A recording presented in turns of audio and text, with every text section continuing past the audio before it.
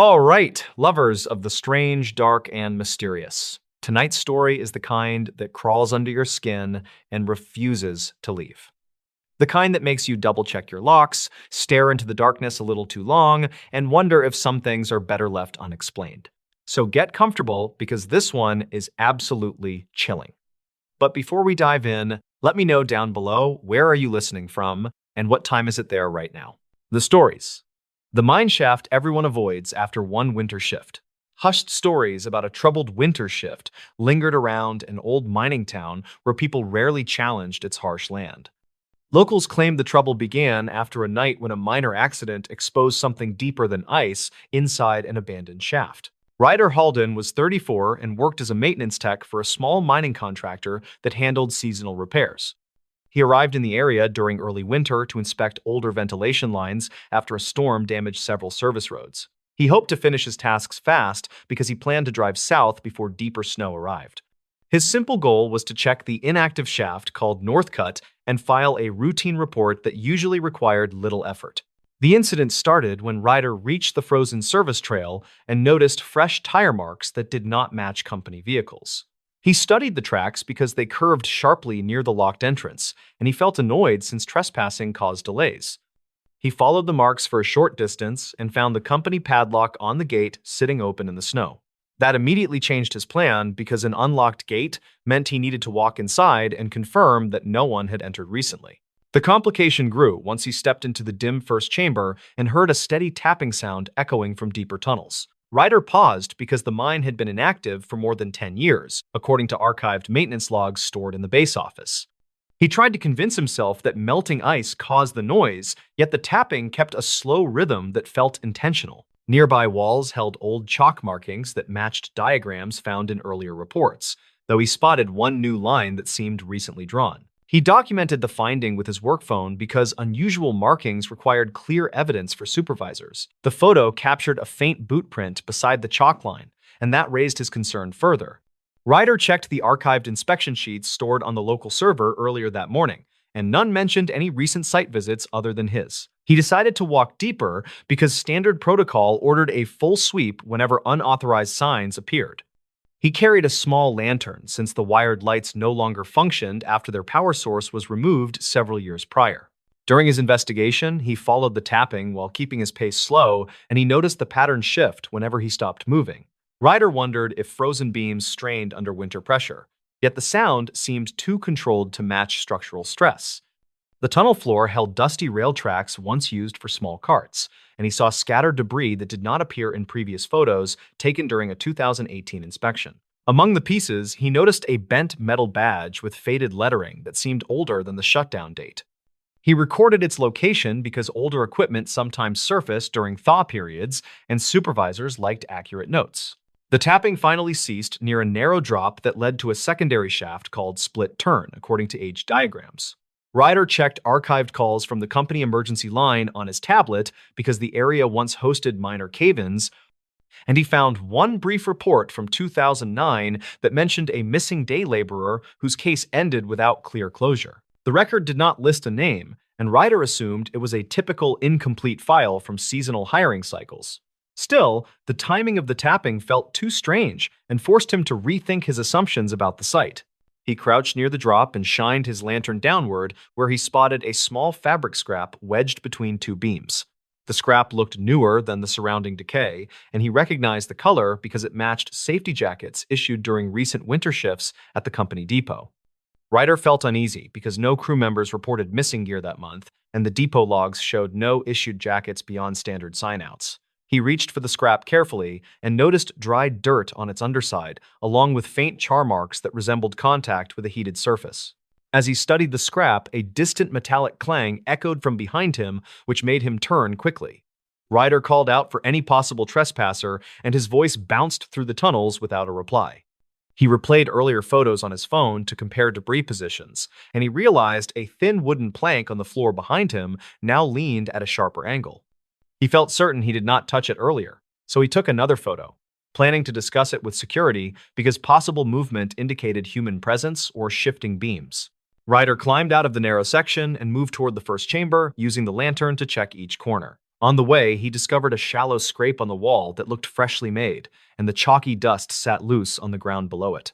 He checked his steps carefully because he wanted to avoid contaminating the scene before proper documentation. He snapped a photo and noted its timestamp for supervisors, who required clear tracking of each entry detail. As he reached the first chamber, the cold air felt sharper and carried a faint burnt scent that had not been present earlier. Ryder scanned the floor for heat sources but found only patches of frost that melted near the gate.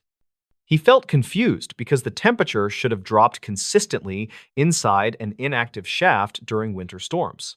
His attention returned to the open padlock because fresh scarring around its hinge suggested someone forced it quickly rather than using a key. He stepped outside and followed the tire tracks up the service trail. The sun hung low and gave the snow an orange tint that made details easier to spot. Ryder found a second set of prints beside the tire marks, which looked like boots with shallow tread, and the stride pattern suggested a slow walk. He recorded this because incidents involving unauthorized visitors required complete documentation for liability protection. The prints led toward a bend where the snow deepened around an old equipment shed with a cracked metal roof. At the shed, he found the door slightly ajar and signs of recent activity like disturbed dust and dragged footprints. Ryder pushed the door open and found a large portable heater tipped on its side with a melted patch around its vent. The heater model matched units removed from service years earlier due to overheating risks, and he knew they remained stored at a warehouse miles away. Ryder checked the shed floor and found more scraps of the same jacket material he collected earlier, which suggested a link to the heater incident. Tapping returned faintly from the direction of the mine, which forced him to choose between returning to safety or completing his sweep. He paused because protocol permitted retreat when structural risks arose, yet he believed the evidence required a clearer connection. Ryder replayed the metallic clang in his mind and concluded that the noise did not match natural stress shifts. He walked back toward the gate with steady steps while comparing earlier tire tracks to ensure no new marks appeared during his absence. Inside the chamber again, Ryder traced the tapping to a side tunnel sealed during the 2009 incident mentioned in archived calls. The seal consisted of old boards nailed across the tunnel mouth, yet one board sagged as if recently disturbed. He lifted his lantern and saw soot on the edges that resembled the heater melt pattern from the shed. Ryder removed gloves and checked the temperature of the soot but found it cold, which meant the disturbance happened earlier. Behind the boards, he noticed another chalk mark shaped like a short horizontal line above a circle. He tried to recall earlier diagrams and realized this symbol appeared in a forgotten annex report describing temporary holding zones used for equipment staging. Ryder removed a loose board and peered into the dark opening where he saw a narrow pit with metal fragments scattered along its base. Among them, he saw a torn patch of the same jacket color that seemed older with deeper dirt embedded in its fibers. He lowered his lantern deeper and noticed something else. A structural support beam bore a fresh dent shaped like the corner of a heater casing. He understood then that someone tried to use older gear to heat part of the tunnel, possibly to locate or free something buried under the pit. This linked the heater scrap, soot marks, and scorch on the jacket pieces into a single sequence, suggesting a recent search attempt. Ryder backed away because he realized the person or people involved might still be nearby. Before leaving, he noticed his lantern flicker and then regain strength. The tapping stopped again, which heightened his urgency. Ryder stepped out into the open trail and felt the frozen wind strike harder as he reached his truck. He contacted dispatch and requested a site lockdown due to signs of unauthorized entry and possible hazardous activity. Dispatch promised to send a team after sunrise, since travel remained dangerous during heavy winter. A follow-up investigation reportedly found additional heater fragments inside the shed, along with prints that matched no employees. Witness statements from nearby residents mentioned a person seen in a bright jacket entering the service trail 2 nights earlier. No one confirmed the identity, and footage from an old roadside camera offered only a blurred outline walking toward the gate. The pit area remained sealed after teams scanned it with ground sensors that detected minor voids but no confirmed remains or trapped equipment. Ryder later reviewed his photos and noted that the chalk symbol above the circle matched older maps that marked forgotten test zones unrelated to recorded accidents. Supervisors concluded that someone might have misinterpreted the old reports and attempted an unapproved search inside the shaft. They reinforced the gate and added warning signs that urged people to avoid the trail during winter shifts. To this day, the mine shaft remains closed, and locals still talk about the tapping that drifted through it that season. Ryder kept his notes stored on his tablet because he believed the sounds came from shifting beams rather than any hidden person. Yet he understood why others felt uneasy when passing that trail, especially when winter storms made the land crack and echo in unpredictable ways. The stories. This park bench became the key to 5 disappearances. In many archived reports tied to a quiet suburban trail, one park bench kept showing up in every witness statement. The bench sat beside an older walking path that locals used for years, and it became the center of a strange pattern tied to 5 missing people. The story followed a 34-year-old technician named Braden Lyle, who lived a few miles from the park. He worked maintenance shifts at a small distribution center, and he often stopped by the trail after long nights on the floor. He used the spot to unwind and clear his head before heading home. His goal that morning in early autumn of 2021 was simple. He planned to sit for a few minutes and send a short message to his sister who had been asking about a ride the following weekend. Braden parked near the first turnoff, and he walked toward the bench while thinking about breakfast. The path was empty that morning, and the air felt colder than it usually did.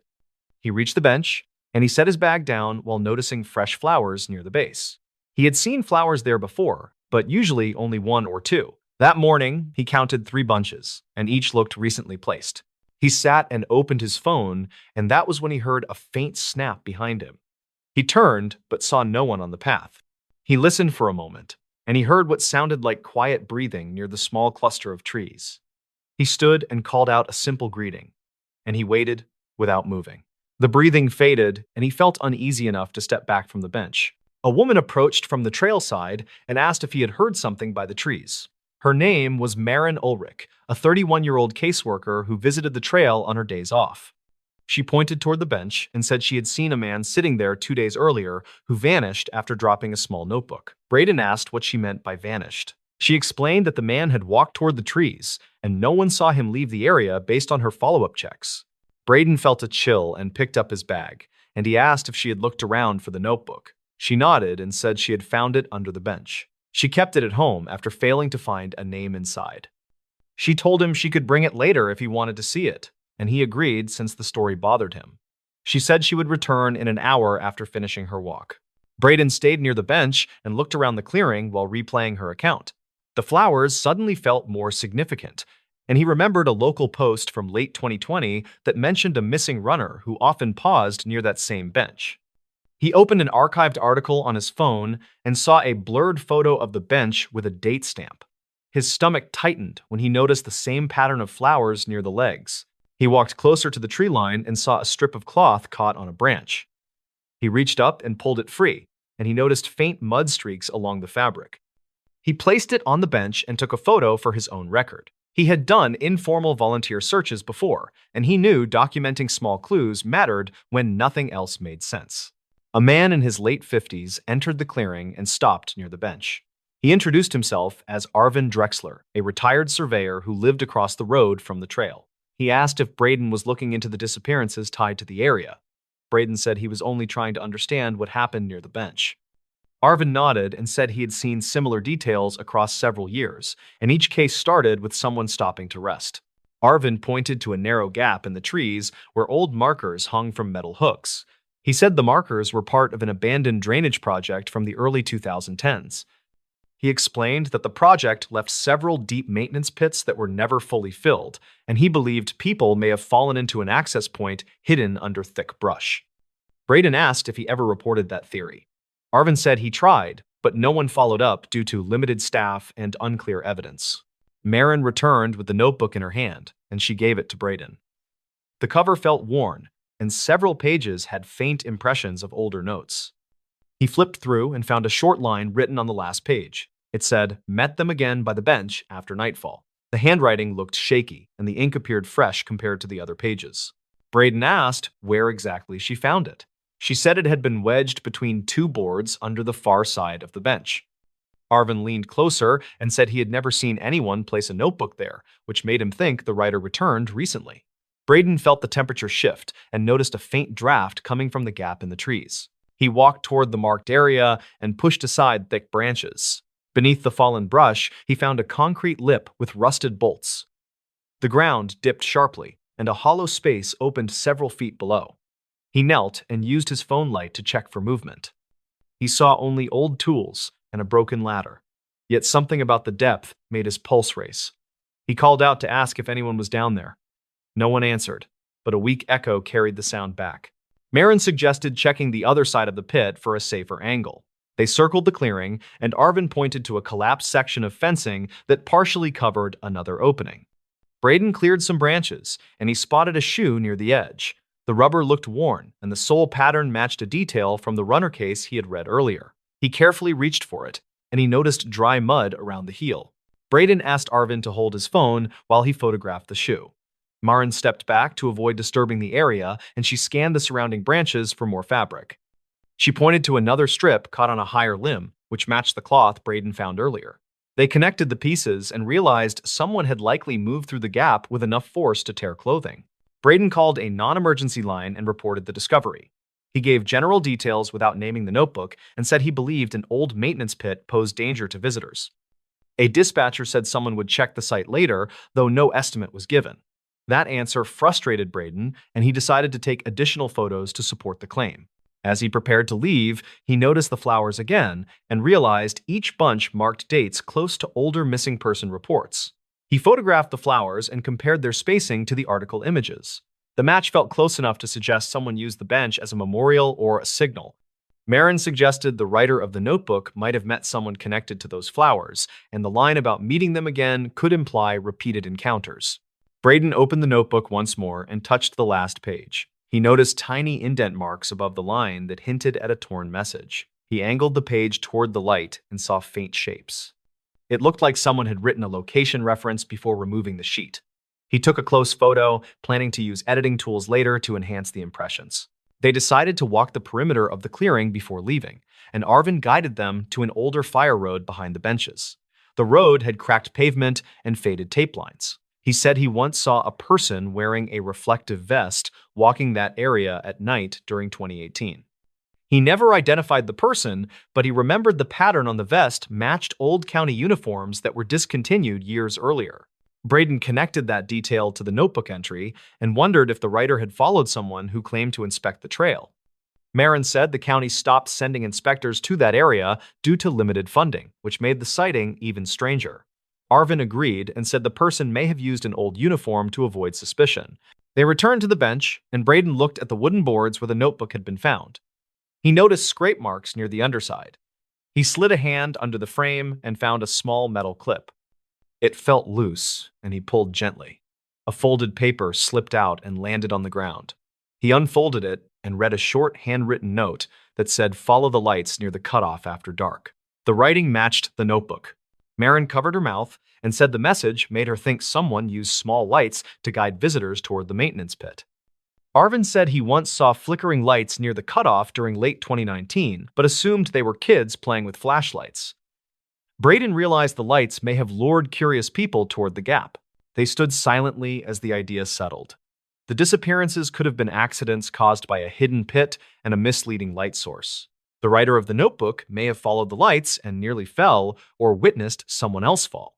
Braden suggested the writer tore out the earlier page to give it to someone, possibly a friend or an officer, yet the person never turned it in. A faint gust moved through the clearing, and Braden felt uneasy again. He gathered the notebook and folded note, and he said he would deliver them to the local station as soon as possible. Marin said she would provide her statement about seeing the notebook drop 2 days earlier. Arvin agreed to guide officers to the pit if needed. They walked back toward the parking area while discussing safer trail access.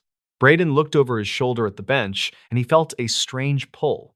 The bench had been a quiet place for years, yet its role in 5 disappearances seemed tied to simple mistakes, hidden hazards, and poorly understood signals left by an unknown person. The truth felt less like a supernatural mystery and more like a chain of overlooked warnings. Braden left the park with a steady resolve to push for a full inspection. He believed the answers were already there in the bench, in the flowers, and in the fragments of notes hidden under old boards. The truth only needed patient eyes to connect what had been ignored, and he hoped the next visitor would find the trail safer once those connections reached the right people. The stories. The fisherman who kept hearing his name over the radio. Evan Carr spent most mornings on the narrow inlet where the water carried old radio chatter from nearby boats. Local crews reported that odd transmissions sometimes drifted through that stretch, and many believed they came from abandoned gear left after storms. He treated those stories like tired dock rumors until one calm morning changed his thinking. Evan was 38 and worked as a small-scale fisherman who supplied a few markets inland. He kept his aluminum skiff tied near the inlet because the currents stayed gentle and the tides rarely pushed hard.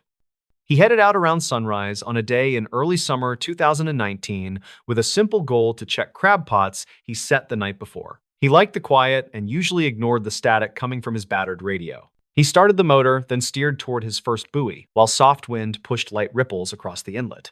He reached for his thermos when the radio cracked with a burst sharper than usual, which made him pause. Static hissed for several seconds, then a faint voice said his name with a slow, careful tone. It sounded like a person trying to speak through heavy interference. Evan thought it came from a nearby boat because signals often bounced across the water in unpredictable ways. He looked around but saw empty shoreline and one distant trawler that was already moving toward deeper water. The voice repeated his name with the same drawn-out sound, and he felt a sudden cold weight that did not match the warm morning.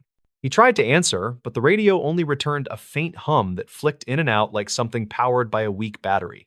He shut the radio off to reset it, then turned it back on, hoping the strange signal would vanish. Instead, he heard a low, rhythmic tapping that reminded him of someone hitting a metal hull in slow, measured beats. Evan finished checking the first pot, but his focus kept drifting to the radio because the voice carried a dull echo that felt unnatural. He tied the pot and planned to finish the rest quickly so he could return to shore where he hoped to test the antenna. The moment he reached for the throttle, the radio shifted again and whispered his name in a tone that sounded closer than before. He headed towards shore while replaying that voice in his mind because it carried an uneasy familiarity he could not place. Dock workers later said he arrived faster than usual and looked tense as he pulled his gear onto the planks. He asked if any boat had called for him that morning, but no one reported a transmission with his name. Evan returned home and wrote down the time of each strange broadcast because he wanted to check older notes he kept on similar events. He found 2 entries from early spring that mentioned brief whispers through the radio shortly after heavy fog settled over the inlet. He ignored them at the time because the fog distorted signals and created odd echoes that bounced between cliffs. He spent the afternoon checking online forums that tracked regional marine frequencies where enthusiasts archived recordings from previous seasons. One contributor posted a thread about ghost transmissions that came from a derelict trawler that sank in the late 2010s after a major storm. According to the thread, the trawler carried a short-range radio that sometimes flickered on during low tide when exposed wiring reacted to saltwater. Witness statements from local patrol crews reported faint voices calling crew names during those periods, though no identity was ever confirmed. Evan noted that detail because the thread mentioned distorted speech patterns that matched his morning experience. He called a friend named Cal Rowan, who worked part-time with a small rescue group, and asked if the inlet held any wrecks near his route. Cal said an old survey map showed one submerged boat that rested near the deeper bend south of the inlet. He offered to meet Evan at the dock so they could check tidal charts and mark the likely location. They met near sunset and compared notes while a light breeze pushed the smell of seaweed across the planks. Cal studied Evan's written times, then said the pattern lined up with a recent series of reports about intermittent transmissions during rising tide. He suggested they record any new signal the next morning using a portable device with stronger range than Evan's aging radio. Evan agreed, even though the idea made him uneasy because the voice felt personal in a way he could not explain. Morning arrived with heavy gray sky as they motored toward the bend marked on the survey map. Evan turned on the recorder while Cal monitored the radio and watched the water shift with the incoming tide. They waited for several minutes before a burst of static cracked through the speaker with a sharp rise that made both men flinch. The voice spoke again and said Evan's name with a tone that now carried a clipped urgency. Cal looked at the recorder, then stared toward the bend because the voice sounded as if it came from somewhere below the surface. Evan gripped the wheel and tried to steady his breathing because something in the tone reminded him of an old coworker who vanished years earlier during a late-season crossing. He mentioned that coworker to Cal, who asked if the man ever sailed near this inlet. Evan said that the coworker named Reed had worked on a small crew that fished along the same coastline in early 2017. Reed later transferred to another vessel that sank during a storm that occurred north of their town. Local reports said the wreck was never fully recovered because shifting sand made the search difficult. Cal suggested they check archived dispatch logs from that storm because crews sometimes reported drifting debris that could help them understand how anything connected to Reed might reach this inlet. They returned to shore and visited a small office where a retired dispatcher kept scanned records from older calls. The dispatcher recognized Evan and allowed them to search a digital folder that stored logs from early 2017. One log described a partial sighting of a damaged trawler hull drifting south several days after the storm. The report said the hull carried broken antennas and fragments of a radio panel that still flickered when exposed to sunlight. A second log mentioned a patrol officer hearing a distant voice through static that repeated a crew name before fading. Evan realized the name in that report matched Reed's last name, but the log did not mention if the voice said anything else. He remembered that Reed had a habit of calling coworkers by last name during early morning shifts when he tried to stay awake. The connection felt loose but too strong to ignore because the timing aligned with the drifting hull. Cal said they should return to the inlet during low tide, because exposed wreckage might reveal old wiring that caused recent broadcasts. Evan agreed, though, his stomach tightened because the voice spoke with increasing clarity each time. They secured the skiff, then returned that afternoon when the tide receded and revealed dark shapes below the bend. They anchored near a shallow patch where twisted metal poked through sand like remnants from the storm. Evan moved closer and saw part of a radio panel caught between two rusted beams with wires trailing into the water.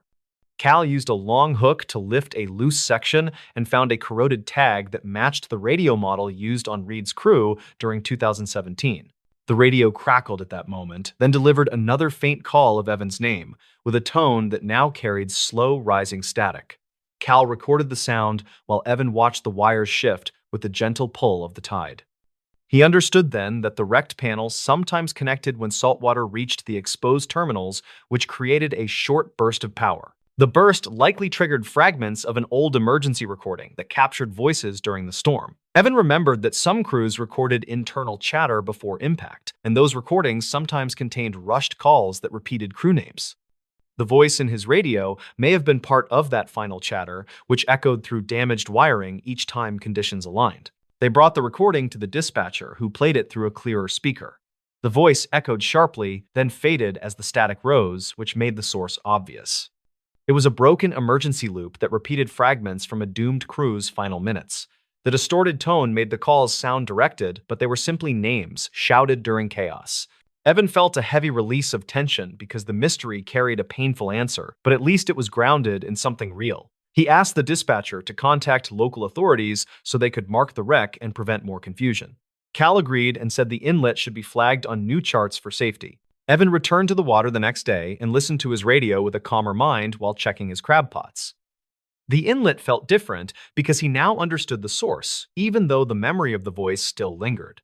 He looked toward the bend where the wreck rested and thought about the crew who never returned.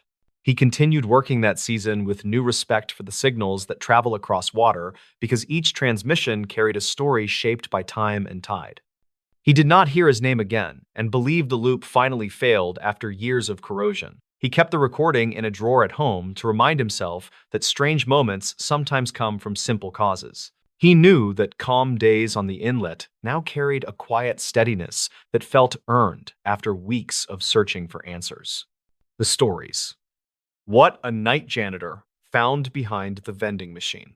Roughly 10 years ago, a late shift incident at a small distribution center led to a report that never reached public records. The file described something a night janitor found behind a vending machine after a quiet shift turned strange. Rylan Cho worked nights at a regional packing warehouse on the edge of a mid-sized town.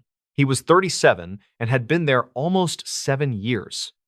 He liked the silence after midnight and usually finished his route with music in his earbuds. On this particular night in late spring of 2014, he wanted to clock out early and get home before a storm hit the valley. He started in the loading bay with a simple goal for the night: finish his checklist, empty the bins, and mop the narrow hallway near the break room before the wind picked up outside. The building felt colder than usual, and the air system made a steady hum that covered most small sounds.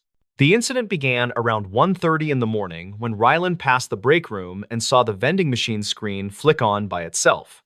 The machine had been glitchy before, so he did not think much of it until he noticed the light did not show the usual bright menu. Instead, it looked dim with a strange gray shimmer moving across the glass. A soft tapping sound came from behind the machine. Rylan stepped closer and asked out loud if someone was stuck. He expected no reply. The tapping repeated 2 times with steady rhythm. He backed up a little and checked the doorway leading to the maintenance hall. No one else should have been there since the last forklift crew left hours earlier. He went to find the shift supervisor but realized he was alone for the next hour since the supervisor had gone to the far lot to handle a truck issue. Rylan returned to the break room and watched the machine again. The shimmer on the screen grew lighter, then faded. He unplugged the power cord to reset it, and the tapping stopped. When he pushed the machine slightly, he felt something resist from behind. The machine sat tight against the wall with no gap. He moved it a few inches and saw a narrow, dark space behind the right side panel. Something metallic glinted inside the space. Rylan grabbed his small work light from the janitor cart and angled the beam toward the opening. A metal box covered with dust sat wedged between the drywall and the machine frame. The box looked old. The lid had a faded sticker with part of a name scratched off. He reached in and pulled it free. Inside were 3 items: a small bound notebook, a thin plastic badge with a photo rubbed almost blank, and an audio recorder the size of a deck of cards. The notebook smelled musty. The first page held uneven handwriting, saying property of Hale Dorn, who worked maintenance from 2003 to 2008 based on a short training archive. Rylan later checked. Rylan remembered hearing from older staff that Hale left suddenly after a safety investigation. Nothing official remained in the shared files. Most said he moved away. A few said he had filed complaints about strange vibrations near the break room wall. Rylan opened the notebook carefully. The first entry from early 2006 described recurring knocking sounds near the vending machine as well as faint static pulses in the wall during night shifts. Hale wrote that he made several unofficial recordings, but none stayed consistent when reviewed later. The next entries grew more detailed. Hale noted timestamps, short sketches of sound waves, and small maps of the hallway layout.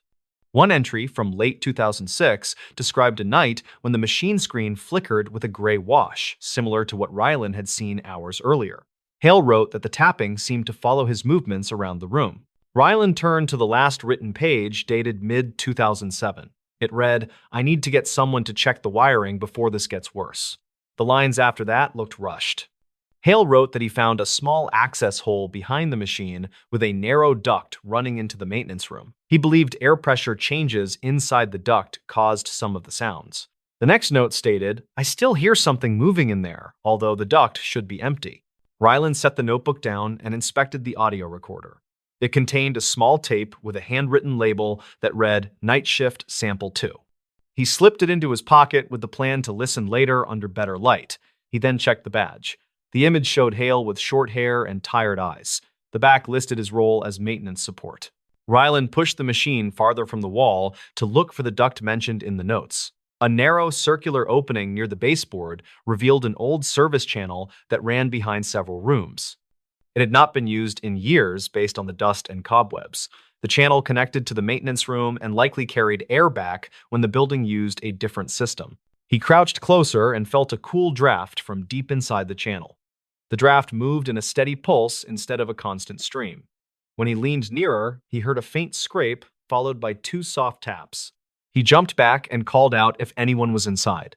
No reply followed. Rylan stood still and waited for another sound. 3 minutes passed quietly. He reached into the opening with the work light and shined the beam across the first few feet. Dust floated in the narrow space and nothing moved. The scrape sound did not repeat. He repositioned the vending machine and photographed the channel opening so he could show the supervisor. He then finished his route feeling uneasy. When his shift ended at 3, he took the notebook and recorder home. Later that afternoon, he listened to the tape. It began with low background hum, likely from the old air system. 30 seconds in, a rhythmic tapping started. It matched the pattern Rylan heard earlier. The tapping repeated 4 times, then stopped. Hale's voice spoke quietly, saying, "I know the duct is empty, yet it keeps making that pattern." The tape ended with a short static burst. Rylan cross-checked the tape with archived maintenance logs from 2006 available through an internal server. He found a note about air pressure complaints near the break room, but no follow-up reports. The log mentioned Hale's concern about a possible leak inside the service channel and recommended an inspection that never occurred. Rylan met with the supervisor the next night and showed the findings. The supervisor listened to part of the tape and agreed that the sound pattern matched what past crews mentioned during older shifts. He filed a report to the facilities manager, who arranged a full inspection later that week. The inspection team removed the vending machine and opened the service channel. They found a partially detached metal flap deep inside that moved when the air system cycled. The flap created repeated taps during pressure changes, which explained the pattern recorded by Hale. Inspectors also found old tools left behind by a previous contractor, which caused the scrape Rylan heard. The team sealed the channel, repaired the flap, and recommended replacing the vending machine wiring due to aging components that caused the strange screen flicker reported by both Hale and Rylan. 2 weeks later, the warehouse returned to normal. The tapping never came back. The recording was archived inside a general maintenance file, and the notebook was stored with other historical documents kept for internal reference.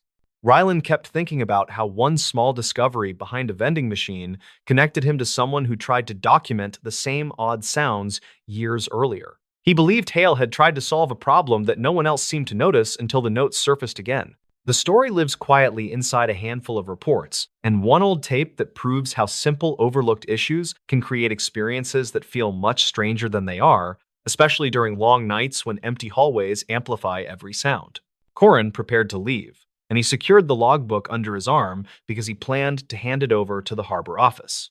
As he reached the ground floor, he heard a deep thud from above, like something heavy striking the metal railing. He looked up the stairwell and saw dust drifting through the pale air, and he called out in a steady voice, asking if anyone needed help. No reply came, and he hurried outside because the building felt wrong. The fog had thickened into a wall that blocked the path back to town, and he saw a faint glow near the rocks as though the skiff lights flickered through the mist. He considered walking toward the beach, and he radioed the harbor office with a brief report of strange activity near the tower. Dispatch logs indicate that Corin's transmission cut off mid-sentence, and the signal ended with a burst of static. A search team followed the path an hour later, and they found his tool pack near the lighthouse door, but not his radio or the logbook.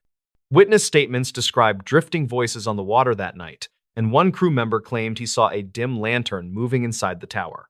The unsigned log discovered months later matched the fragments found in Corin's notes, and investigators believed the entries were written over several days. They concluded that the skiff likely struck a submerged ledge, and they suspected Corin attempted to reach survivors through the dense fog.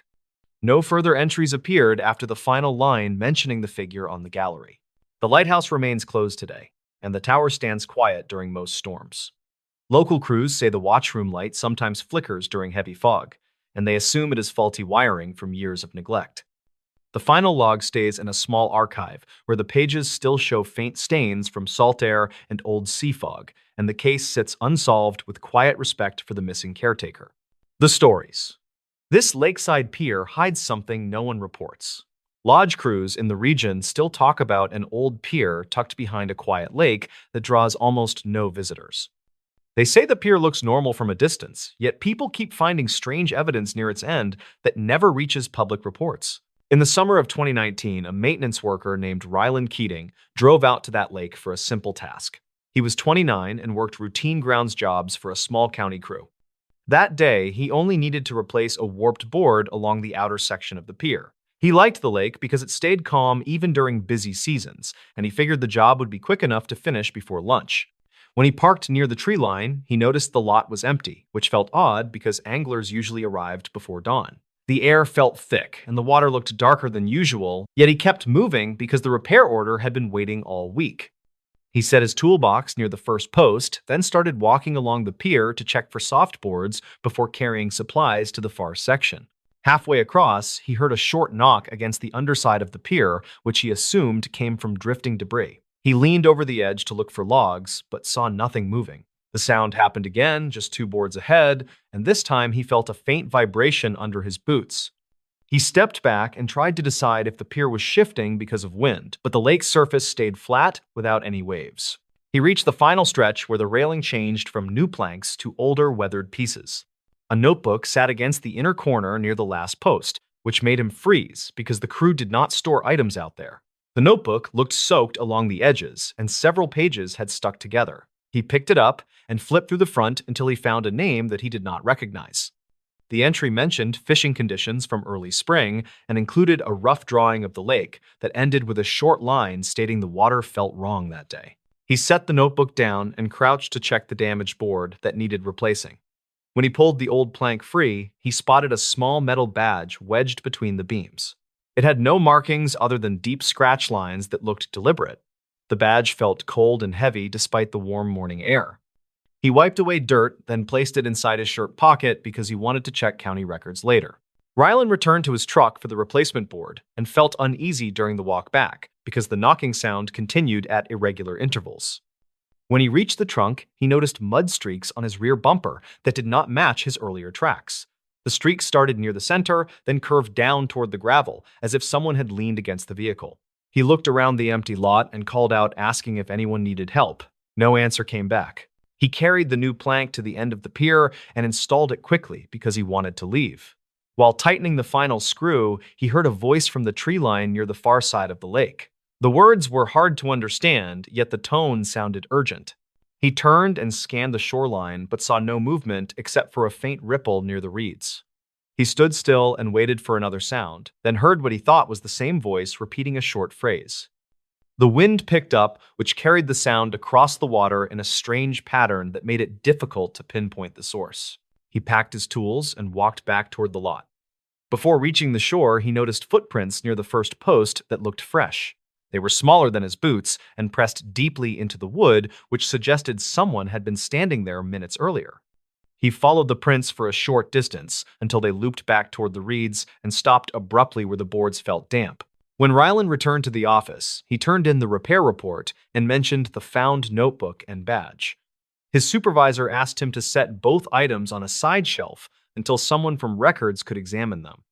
That afternoon, the supervisor checked archival calls for that area and found references to an unconfirmed missing angler from early spring.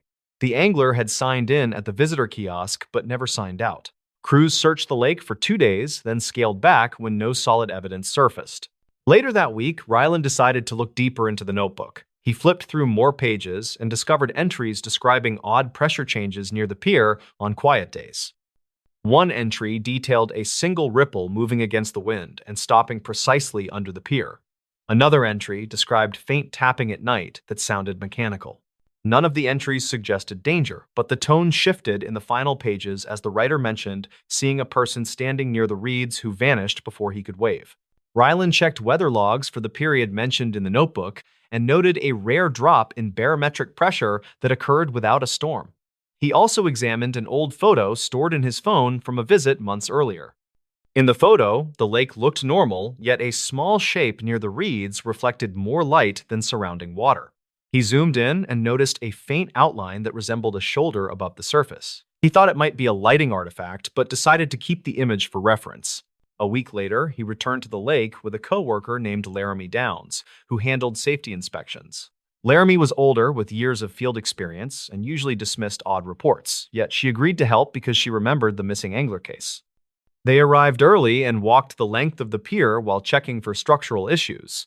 Laramie tapped each beam with a small tool to test for hollow spots. When she reached the section where Rylan had found the badge, she paused because the sound changed. The beam gave a dull response, like something heavy sat under the structure. Rylan lay flat on the boards and lowered his arm to feel beneath the edge. His fingers touched a cold object that felt like metal. He reached further and pulled out a thin plate with holes drilled along one side. It looked like part of an old sonar bracket, but the lake had no recorded installations. Laramie suggested checking old maintenance logs from 2005 because the county once considered adding depth sensors for safety. She also noted the plate looked corroded only on one half, which indicated it had been partially shielded from water for a long time. They carried the plate to the truck and decided to walk the shoreline before leaving. Near the reeds, they found a small indentation in the mud that resembled a knee print next to a flattened patch of grass. The mark faced the lake as if someone had been kneeling to look at something. Laramie pointed out faint parallel lines near the water, which looked like drag marks. She photographed the area, then flagged it for a follow-up survey. Back at the office, Rylan compared the bracket plate with old schematics from a short-lived depth monitoring trial. He found a drawing showing 2 test brackets installed near the pier before the project was canceled. The logs stated the devices were removed after several malfunctions, but the final report accounted for only one bracket. The missing bracket had apparently fallen into the lake or been removed without documentation. The scratch lines on the badge matched the spacing of the holes on the plate, which suggested they had been stored or moved together at some point. Ryland checked weather sensors near the lake for unusual readings over the past year. Several early morning reports showed sharp changes in water temperature near the pier despite stable air conditions. He also found a dispatch log from late spring describing a caller who reported seeing a person waving near the reeds before disappearing under the surface. Responders searched but found no footprints and concluded the caller may have seen a bird landing. One night, Ryland returned to the lake alone because he wanted to verify something noted in the notebook. He walked to the end of the pier and stood still, listening for tapping. The lake stayed quiet until a single knock sounded beneath the beams exactly where he had felt vibration weeks earlier. He crouched and waited, then heard a softer knock that echoed against the metal bracket he had removed. He realized the sound pattern resembled the rhythm of small waves hitting a barrier, which made little sense in calm water. He shined a flashlight into the gap where the bracket had been and saw a narrow space that opened into a small cavity under the pier. Something metallic glinted near the back wall. He reached with a long rod and pulled out a rusted hinge attached to a bent bar. The pieces looked like remnants of an improvised tool. He placed the hinge on the deck, then noticed a wet footprint forming near the end post. The shape appeared in seconds, as if someone had stepped there recently. The board around it stayed dry while the footprint darkened. Ryland backed away slowly and pointed the light at the tree line. Nothing moved, and the air stayed silent. He waited for the footprint to fade, but it held shape for several minutes before drying unevenly. He documented the scene with his phone, then left the lake without waiting for more signs. Weeks later, the county closed the pier for extended maintenance and sealed the logs from public access. The missing angler case remained unresolved, yet several notes were added stating unexplained structural anomalies had been found near the outer section. Ryland kept copies of the notebook entries and the photo of the bright shoulder shape. He never returned to the lake, but told coworkers the pier held a mix of forgotten equipment and quiet warnings that did not reach official channels. He believed the clues pointed to someone spending secret time under the structure long before the angler disappeared. He also believed the knocking he heard came from shifting metal against trapped beams rather than anything mystical. Still, the unexplained footprint remained the detail he never understood. Today, the lake sits quiet behind dense trees, and the pier shows new boards that look identical to the old ones. Locals say nothing strange happens there anymore, and officials agree. Ryland thinks the place carries its own quiet trail of missed signs, and he hopes they stay buried where they cause no more stories. The stories. What a delivery driver saw outside the last house on the route. The incident reportedly came from a route sheet pulled from an old regional dispatch office, and it referenced a final stop that never made sense. The archived note mentioned a driver who claimed someone waited outside the last house even after the street was cleared. Ryland Mercer was 32 and worked as a delivery driver for a regional shipping line that handled late evening drop-offs. He lived in a small rented place near a quiet highway spur and tried to keep his nights predictable. He clocked in around sunset and followed the route grid until everything on the manifest was scanned. He liked that rhythm and needed the extra hours after rising fuel prices drained his budget. The night that changed him came in early autumn of 2019 when a mild drizzle pushed across the county roads. His simple goal was to clear the last 4 stops before 9 so he could get home. The final house sat at the far edge of a sparsely built neighborhood where new construction had stalled after funding issues slowed development. Ryland reached the second-to-last stop without trouble and scanned the small parcel while a porch light flickered behind the occupant. He waved, returned to his truck, and checked the tablet. The final address displayed a short note that read, "Gate partially damaged. Approach with caution." He thought it sounded dramatic, but he kept moving because delays meant more paperwork. The dirt road to the final house felt different because the gravel ruts were deeper than they looked on satellite maps. His tires shook through the uneven track, and he slowed so the cargo would not shift. He remembered the drizzle turning into a steady fall that made the old fence lines appear faded. His truck headlights cut across the trees while the route timer beeped. The house came into view as a single-story structure with siding worn by years of heat. An old pickup sat beside the carport with its door cracked open like someone left in a hurry. Rylan stepped out, grabbed the padded envelope, and noticed a figure standing near the tree line. The person faced the house and barely moved. Rylan called out because it seemed natural. The figure did not answer. He felt uneasy, but walked toward the porch because the package needed a signature. He knocked on the weathered door and waited until a woman in her 40s answered with tired eyes that hinted at several sleepless nights. Her name was listed as Marrakes, and she signed without looking away from the tree line. She whispered that someone had been standing there for 3 nights. Rylan glanced back toward the trees and saw the figure slowly turn, as if reacting to the porch light. He asked Mara if she knew who it was. She said no and explained that local deputies had driven by earlier but found no footprints. She added that her dog refused to go outside after dusk.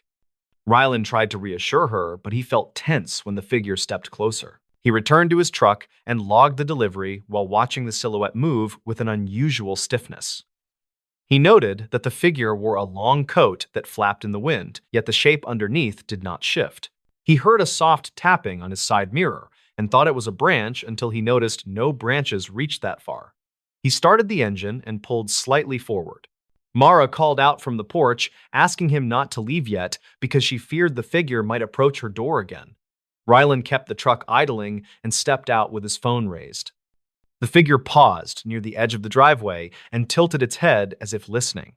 Rylan recorded a short, shaky video for possible evidence and captured the moment the figure retreated into the dark corner of the lot. He urged Mara to call the non-emergency line again. She did and mentioned his presence in the background. Dispatch reportedly confirmed previous calls from that address during the same week. Rylan waited until she hung up, then walked toward the driveway entrance to check for tracks. The drizzle had softened the soil, but he noticed 2 long impressions in the mud that did not match any standard boot pattern. He crouched to inspect the impressions and realized they looked stretched, as if the heel marks dragged unnaturally. He took photos to document it because the deputies would need something clear in case the rain erased the evidence. When he stood, he saw movement near the abandoned construction lot behind the house and raised his phone again. The figure reappeared near an unfinished foundation block. Rylan shouted, asking what they wanted, and the figure responded with a faint rattling sound that could have been fabric or gear. It stepped behind the block and vanished from sight. Rylan reached the spot within seconds, but found nothing except a plastic tape marker used by survey crews. He picked it up and noticed someone had written a date that predated the stalled project by 2 years. Mara approached carefully and said previous owners told her strange things about that construction lot. She reported hearing scraping sounds at night and seeing floodlights flicker without power issues. Rylan suggested checking the old project files because developers usually left public records. Mara said she tried, but half the records were archived manually before digital conversion. Rylan offered to look at the files later because he had experience sorting scanned documents from a part-time job years earlier. She thanked him and pointed to the tree line again. The figure stood there once more, closer than before, and seemed to watch them without any visible breathing motion. Rylan backed away and urged Mara to go inside. He waited in his truck until deputies arrived. They swept the area with flashlights and found nothing except the strange impressions in the mud. One deputy mentioned similar calls from another street where witnesses described a silent watcher near multiple houses. He said the figure always retreated beyond the last visible yard before vanishing in the dark. Rylan drove home late and reviewed his video. He noticed a faint reflection on the figure's coat that resembled a badge clip or small tool. He zoomed in and saw a blurred shape that matched old utility company tags from the early 2000 era. Employees sometimes wore heavy coats during winter maintenance, and older coats used reflective threading around the collar. The next day, he visited a small records desk at the county office. He asked about utility work in the stalled development. A clerk pulled a faded binder that listed crew rotations from 2001 to 2003. One name had several warnings about night shifts, where the worker logged extended hours without partner verification. A final note mentioned an unresolved disappearance during a routine inspection after a severe storm. Rylan compared the coat description from the old files to the figure in his video. The match seemed close, but not perfect. He requested access to old lot surveys and found a handwritten report describing a flagged hazard trench near the exact foundation block where the figure vanished. The report stated the trench was filled without proper inspection because storms destroyed monitoring equipment. He returned to Mara later that week and showed her the findings. She said deputies had returned twice and installed a temporary sensor light. She had not seen the figure since the previous night, but her dog still refused to approach the tree line. Rylan and Mara walked to the construction lot and checked the ground. The soil had settled unevenly, suggesting a collapse zone beneath the surface. Rylan believed the figure might be a residual impression, or a person reenacting old patterns from a job that ended abruptly. He shared the theory with Mara, and she nodded, relieved to hear something grounded rather than supernatural. They both agreed the coat and the strange movements could indicate someone reenacting a memory or suffering confusion while hiding from help. The county eventually fenced the lot after a safety inspector confirmed unstable ground. Rylan moved to a different route by winter and rarely saw the neighborhood again. He kept the video and photos in a private folder and updated dispatch about the gate note so new drivers would avoid the unstable area. He thought about the figure sometimes when rain hit the windshield during his late runs. The memory stayed sharp because the silence in that yard felt heavier than the weather. He never claimed to know the full truth, but he trusted the possibility of a confused worker returning to a familiar site.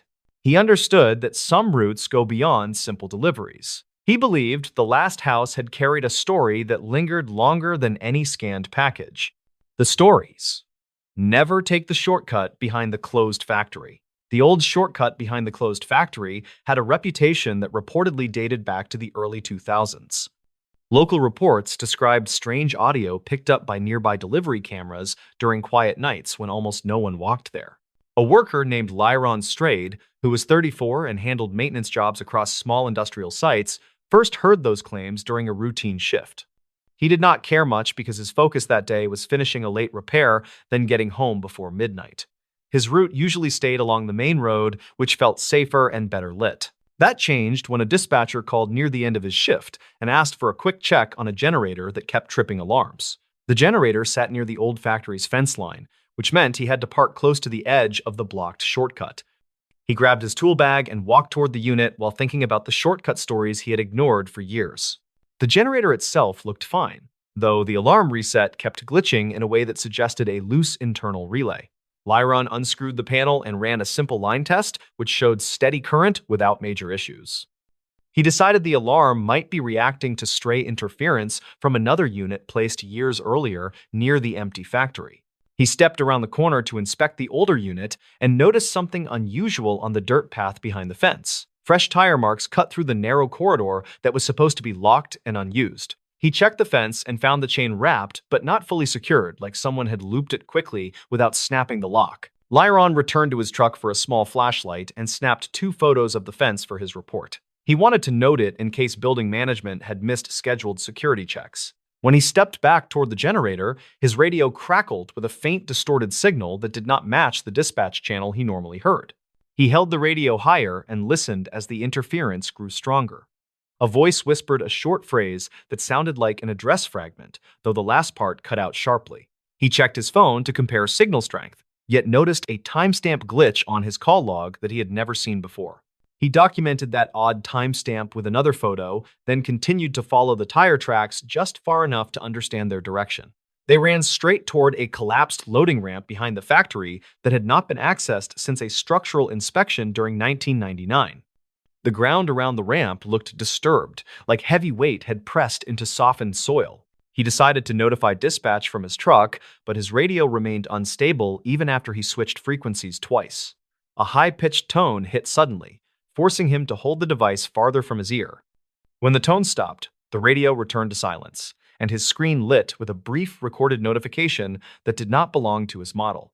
Lyron scrolled through the message and found a short, archived clip that showed poor quality video from an unknown camera.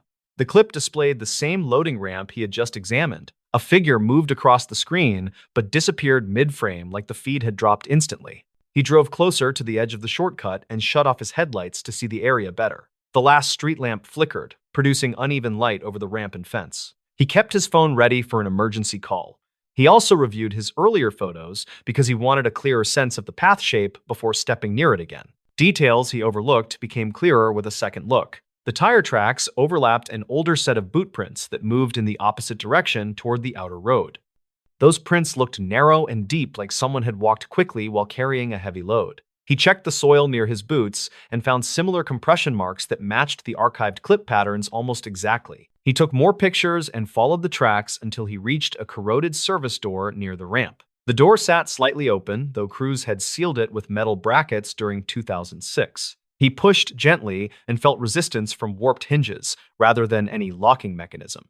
Inside, the air smelled stale, and dust covered most surfaces. His light caught the outline of a forklift abandoned long ago, though the tire dust pattern suggested recent movement that did not match the machine's dead battery state. He lifted the engine cover briefly and saw untouched corrosion that proved the forklift had not operated recently, which made the tracks outside even stranger. Near the back wall, he found a stack of handwritten notes taped to a cabinet. The pages carried dates from the late 2000s and documented repeated complaints about unauthorized after-hours activity. One note mentioned an unidentified van entering through the same corridor that created the tire marks he saw. Another described auditory anomalies inside the building, captured by a security mic later removed during an equipment reduction. He copied the notes by taking photos and moved to the other end of the room where a damaged camera hung loose. The camera's data card remained inside, though the casing had cracked. He removed the card carefully and placed it inside an evidence pouch he kept for documenting property damage. The pouch kept dust-off sensitive parts, which might help tech staff recover something useful. When he stepped outside again, he noticed the street lamp flickering faster. A shadow crossed the ramp area, though no one appeared nearby. He raised his flashlight and scanned slowly until the beam caught a piece of torn reflective tape stuck to the fence. The tape matched a style used by highway crews in the early 2000s and had similar aging patterns to tape visible in the archived clip. He returned to his truck to call dispatch again and finally reached a stable connection. The dispatcher listened, then pulled up two old maintenance logs that referenced unusual trespassing during night shifts between 2003 and 2008. Those logs mentioned a possible smuggling route using the service door before the factory closed. The route was believed sealed after the inspection in 2006, but no follow-up confirmation existed.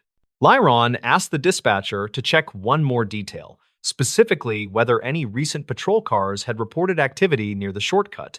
She checked and found a brief report from earlier that evening. A driver claimed he saw a van enter the far side of the blocked road, though no vehicle appeared on traffic cams afterward. He finished his call and walked back toward the generator to close his initial work order. The radio interference returned, but softer, almost like the earlier voice had weakened. He waited to see if anything else came through. Only a faint click repeated twice, matching the distortion pattern from the archived clip. Before leaving, he photographed the loading ramp again, along with the surrounding soil. When he reviewed the new images, he saw a fresh indentation near the forklift room entrance, as if someone or something had stepped there after he exited. The shape looked too narrow for a normal boot, but aligned perfectly with the print glimpse seen in the archived clip. He left the site carefully and locked the outer gate before sending all photos and the data card to the tech department. He then wrote a detailed report describing each anomaly exactly as he observed it. His findings matched older complaints closely, creating a pattern that suggested someone had been using the closed corridor long after the factory shut down. The next morning, the tech team confirmed the data card contained partial footage from 2 nights earlier that showed the same shadow crossing the loading ramp. They also discovered faint audio that matched the strange voice Lyron heard through his radio. It repeated the same clipped address fragment that had confused him near the generator. Investigators later checked that fragment and found it corresponded to an unregistered storage lot once connected to the factory by a freight contract during the late 1990s. The lot had changed ownership several times without clear documentation, which explained why no record connected it to the shortcut corridor anymore. Lyron stayed involved through follow-up calls for several weeks. His report became part of a larger inquiry into abandoned freight routes that still carried untracked activity.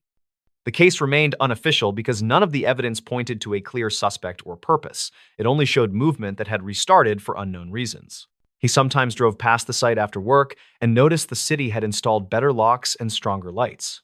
The shortcut no longer flickered with the eerie randomness that greeted him that night. He never again heard the distorted voice or saw odd timestamps on his radio displays. The experience left him cautious about places that looked abandoned but still carried signs of movement. He understood how easily someone could miss tiny clues unless the light hit them at the right angle. Every tire, track, shadow, and flicker had pointed to something real that operated quietly in the gaps between forgotten structures. He still thinks about the warning he heard from older workers who told him to avoid that corridor. Their stories felt exaggerated back then, yet the evidence he gathered proved there was always something strange behind the closed factory. The nurse who refused to enter room 6 again. Lila Farnes first heard about Room 6 through a short entry in an old staffing report that mentioned unusual overnight disruptions. The report was dated to 2009 and came from a small regional clinic that sat outside a quiet town with limited medical resources.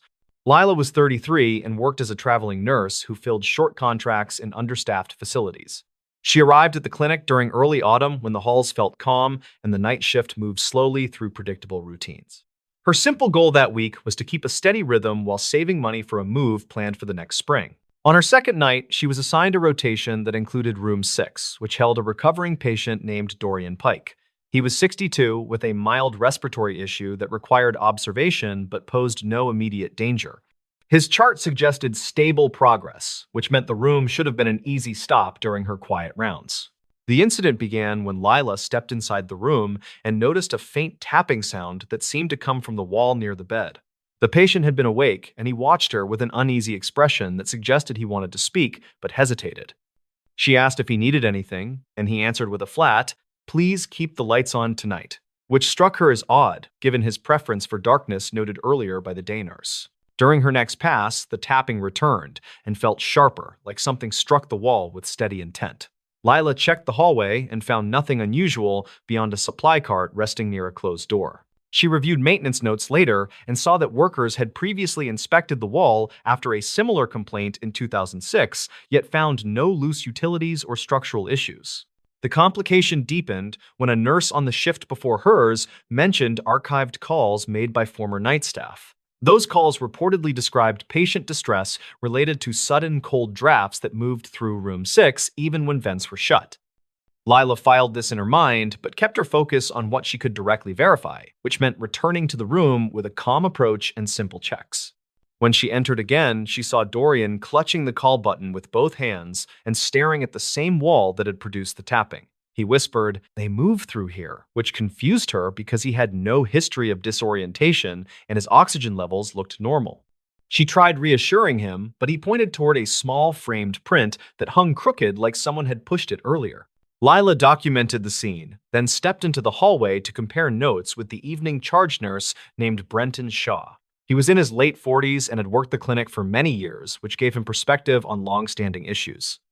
Brenton admitted that Room 6 had frequent incident logs related to unexplained noise, but he never saw anything dangerous, so he kept assignments unchanged. The investigation began after Dorian reported that someone had touched his arm during a period when no staff had entered the room.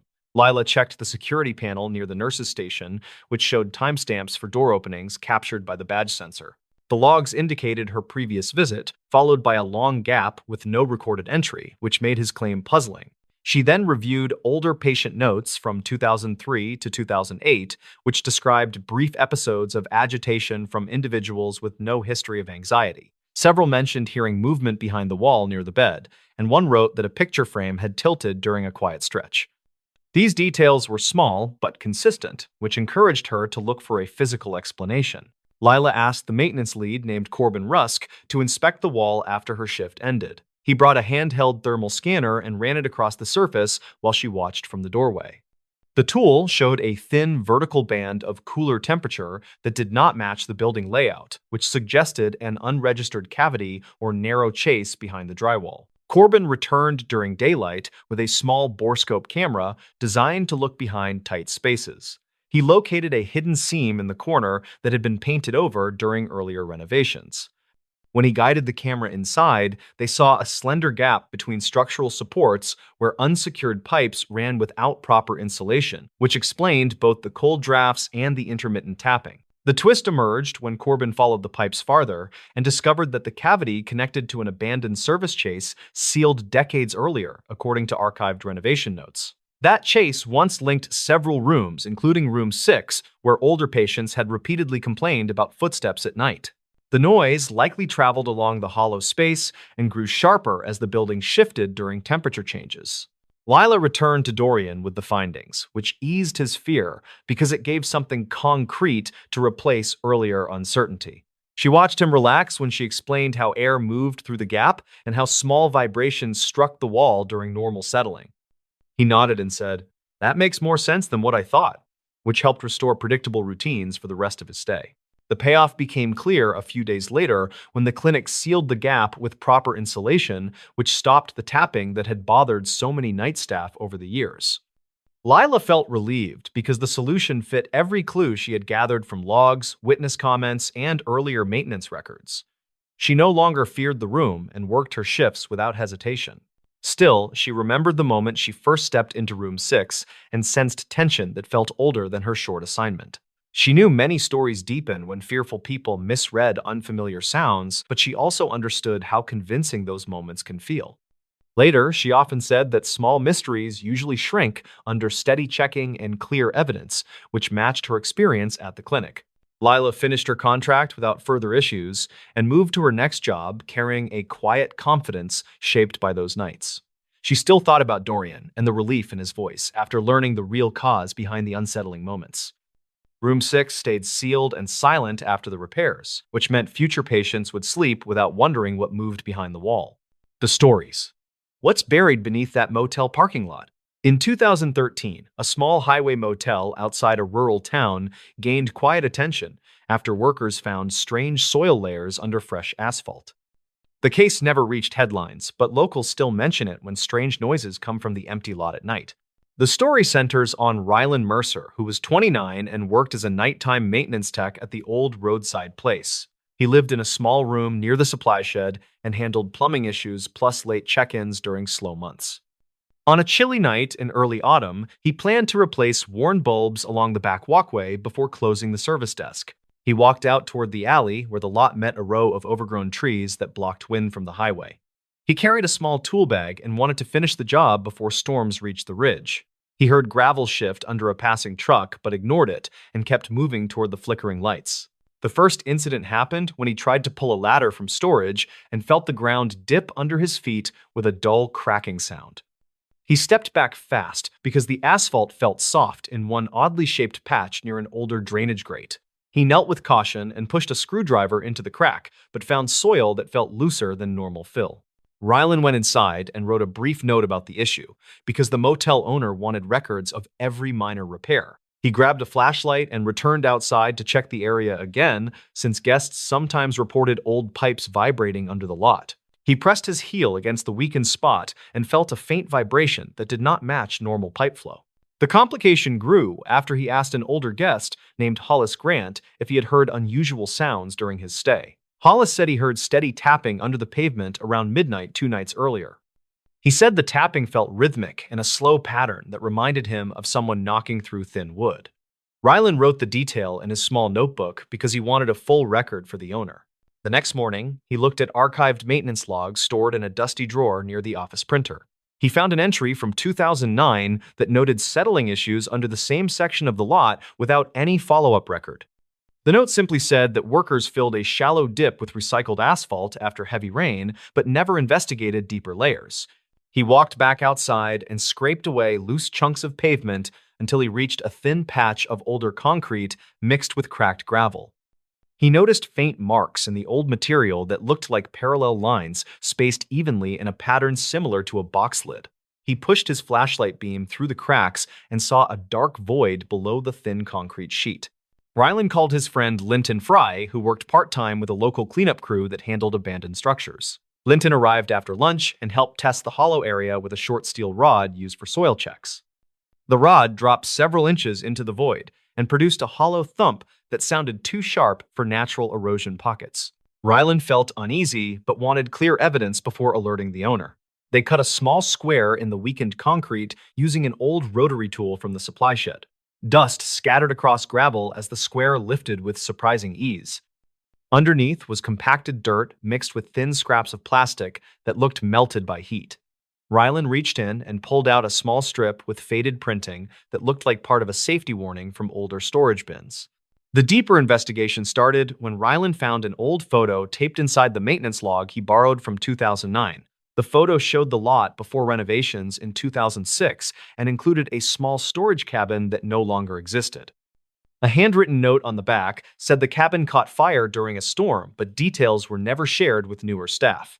Rylan asked the owner about it, but only received a quiet answer that the cabin was removed after a minor electrical issue. Rylan then checked archive dispatch logs stored at the county library and found a brief call from July 2006 that reported a small fire near a roadside property matching the motel's mile marker. The call mentioned unknown materials stored inside an abandoned cabin that smoldered before firefighters cleared debris. No injuries were reported, but the log said a chemical odor lingered during the cleanup. He returned to the void under the lot and dug deeper with a small garden trowel he kept for landscaping tasks. 2 inches down, he uncovered brittle wood fibers coated in a hardened black residue that smelled faintly metallic. Linton suggested the residue looked similar to burned plastic from older industrial crates. They kept digging until the trowel struck a thin metal edge shaped like a corner bracket. They widened the hole and exposed a rectangular metal frame with charred wood inside, almost like a collapsed storage box left under the ground during repaving. Rylan found a faded barcode sticker fused to the metal, but the numbers were unreadable, except for the last 3 digits, which appeared as 416. He checked supplier records from the motel office and saw older inventory tags that used long strings, ending with the same 3 digits. The tags belonged to a discontinued supplier that shipped chemical cleaning agents in reinforced boxes. The twist came when Rylan realized the rhythmic tapping reported by Hollis might connect to shifting air pockets trapped under warped metal panels. He tested the theory by placing a board over the hollow section and stepping on different spots. Each step produced a soft knock from moving metal that echoed through the buried frame. The tapping was not from a person, but from trapped panels flexing after years of underground corrosion. He called the motel owner again with all findings and explained that the lot might contain remnants of a burned supply cabin that crews buried instead of removing fully during renovations. The owner sighed and admitted he purchased the property after the fire and assumed everything had been cleared by the previous crew. He agreed to bring in a licensed team to remove remaining material. When the cleanup team started work, they found several melted storage boxes that had fused together during the 2006 fire. The boxes contained expired solvent containers that ruptured during heat exposure. Crews confirmed the ash smell came from plastic and wood that settled unevenly under asphalt after the rushed renovation. They transported the debris to a proper disposal site and filled the cavity with stable soil. After workers repaired the pavement, Rylan walked the lot at dusk and listened for any sign of hidden noise. The tapping had stopped, and the ground felt firm under every step. He wrote a final note describing the discovery and placed it with other logs so future staff could understand the history. People still mention the motel when storms roll across the ridge because the lot glistens strangely after heavy rain. Rylan thinks the glimmer comes from newer asphalt mixing with old gravel, but he also knows that memories of buried things often linger longer than anyone expects. He told Linton the mystery felt smaller once evidence replaced fear, and Linton agreed as they locked the shed and watched distant trucks roll past on the quiet highway. The stories. What a hunter's dash cam, caught before it went dark.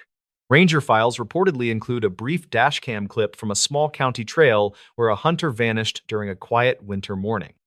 The footage circulated among local deputies for years, and some said it captured the last clear moment before everything went dark. Calder Rusk was a 39-year-old warehouse supervisor who hunted whitetail on weekends near an old service road outside a rural township. He liked the quiet routine because it reminded him of calm trips he took with his uncle during the late 1990s.